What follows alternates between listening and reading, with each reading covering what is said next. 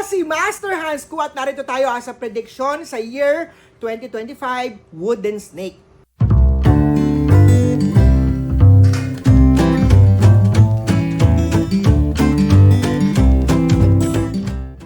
Ayon sa Chinese Astrology 2025, the year of the Wooden Snake will be in time of tremendous opportunity, malalaking opportunity, renewal, bagong energy and mga potential. Kaya naman sa mga namumblema sa pera, namumblema sa trabaho, opportunity, this is the best time magsimula muli. Sa paggamit ng mga qualities ng snake tulad ng wisdom at intuition. Samahan din syempre, ng inspirational and flexible nature ng wood element. We can anticipate this year will be full of challenges, and opportunities. Pero nasasaad, first of all, Chinese Astrology 2025 indicates that this year will be year of the Wooden Snake, will be time of renewal and transformation. Tulad ng paghuhunos ng snake para alisin ang luma niyang balat at ilabas naman ang new, younger skin niya sa ilalim, we are advised to let go of our old habits and fixed ideas. Dapat wag puro fixed-minded. Dapat maging open-minded tayo. Lalo na, ang 2025, mas mabilis ang takbo, mas mabilis ang teknolohiya, mas mabilis ang mga pangyayari. Matitiyak na ang 2025 natin can be an excellent time to start new project, explore new opportunity, and even make significant changes sa buhay natin. Umpisahan natin sa relationship, marriage, or having a baby, or mga adoption naman para sa mag-couple na hindi na magka-baby, or having a new pet na lang. Ang pagkakaroon o pag-aalaga ng snake sa bahay ay suwerte sa 2025 natin.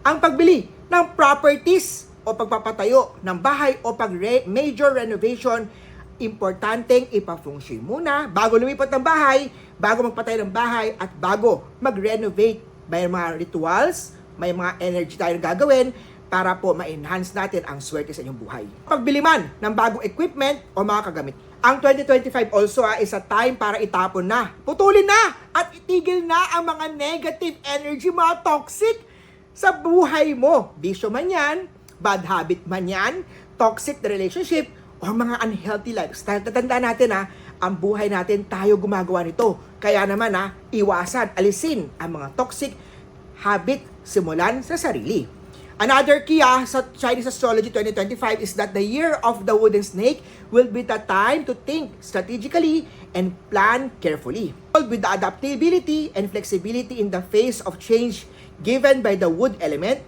makakayanan natin tackle ang mga goals that we have for ourselves sa 2025 with the determination and objectivity. The year 2025 is also about setting realistic goals, devising plans, or working towards our dream. Sa ibang banda naman ayon sa Chinese Astrology, sa 2025, haharapin din natin ang maraming mga challenges. During the year of the snake, may mga tao din na magiging negatively influenced by the manipulative tendency ng year 2025 o ng snake. Dadami din ang bilang ng mga taong susubok to take advantage, to cheat o lokohin ka. Kaya ang 2025 natin will be also a scam year, kaya naman ingat kayo. Kaya dapat mag-ingat din tayo. Please join me meron pa tayong part 2 ng prediction ko po ng Year of the Wooden Snake para malaman kung ano-ano nga ba ang negosyong patok sa 2025 at mga compatible na business partner. Abangan sa next Feng Shui video mula po sa Real Feng Shui Master, Hans Kua. Have a great day! Kita-kita tayo sa next Feng Shui video with Master Hans Kua. Like, share, and comment.